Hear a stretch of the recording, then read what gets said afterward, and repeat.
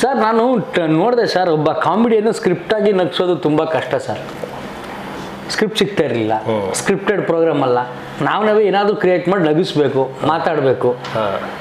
ಫಸ್ಟ್ನೇ ವಾರದಲ್ಲಿ ನಾನು ಮಾಡಿದಾಗ ಕಾಮಿಡಿ ಕೆಲವ್ರ ಮನಸ್ಸಿಗೆ ಹರ್ಟ್ ಆಯಿತು ಅಂದರು.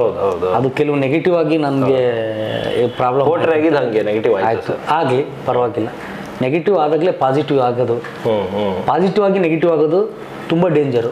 ನೆಗೆಟಿವ್ ಆಗಿ ಪಾಸಿಟಿವ್ ಆಗೋದು ದೊಡ್ಡ ಸಾಧನೆ. ಆಮೇಲೆ ಅದಕ್ಕೆ ತುಂಬ ಟೈಮ್ ತಗೊಳುತ್ತೆ ಸರ್. ಇಲ್ಲ ತಗೊಳುತ್ತೋ, ನನ್ನ ಬಗ್ಗೆ ತುಂಬ ನೆಗೆಟಿವ್ ಬಂತು, ಅದಕ್ಕೆ ನಾನು ತಲೆ ಕೆಡಿಸ್ಕೊಳ್ಳಿಲ್ಲ. ಅವ್ರು ನೆಗೆಟಿವ್ ಮಾತಾಡಿದ್ರಿಂದನೇ ಇವತ್ತು ತುಕಾಲಿಸ್ ಅಂತೂ ಟಾಪಲ್ಲಿ ಕಂಟೆಸ್ಟೆಂಟ್ಸ್ಗಳಲ್ಲಿ ಒಬ್ಬರಾಗಿದ್ರಿ. ಅಲ್ಲಾಗಿ ಬಂದಿದ್ದು.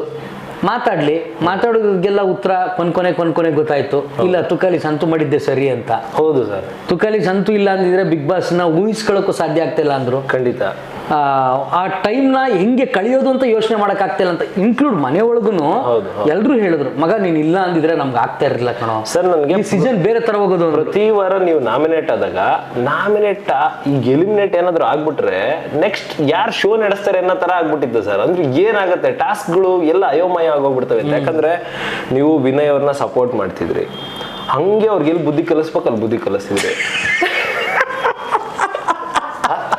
ಪಾಪ ವಿನಯ್ ಅವರು ಅಷ್ಟು ಎಪಿಸೋಡ್ ನೋಡಿದ್ರೆ ಅವ್ರಿಗೆ ಅರ್ಥ ಆಗ್ಬೋದೇನೋ ಬಹುಶಃ. ಅವ್ರು ವಿನಯ್ ತುಂಬಾ ಜೆಂಟಲ್ಮನ್ ವಿನಯ್. ಅವ್ರಿಗೆ ಏನ್ ಗೊತ್ತಾ, ಅವ್ರಿಗೆ ಗೊತ್ತು ನಾನು ಹಿಂದ್ಗಡೆ ಮಾತಾಡ್ತಾ ಇದ್ದೀನಿ ಅಂತ.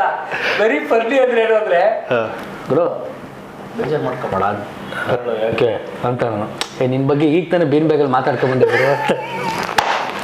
ಅಲ್ಲ, ಬೀನ್ ಮಾತಾಡಿದೀರ ಅಂದ್ರೆ ಏನೋ ಒಂದು ಇಟ್ಟಿದ್ದೀರಾ ಅಂತ ಅದು ಲೆಕ್ಕ. ಎಂತ ಮಗಳ ಎಂತ ಸ್ಟ್ರಾಟಜಿ ಮಾಡ್ತೀವ ಅಂತ.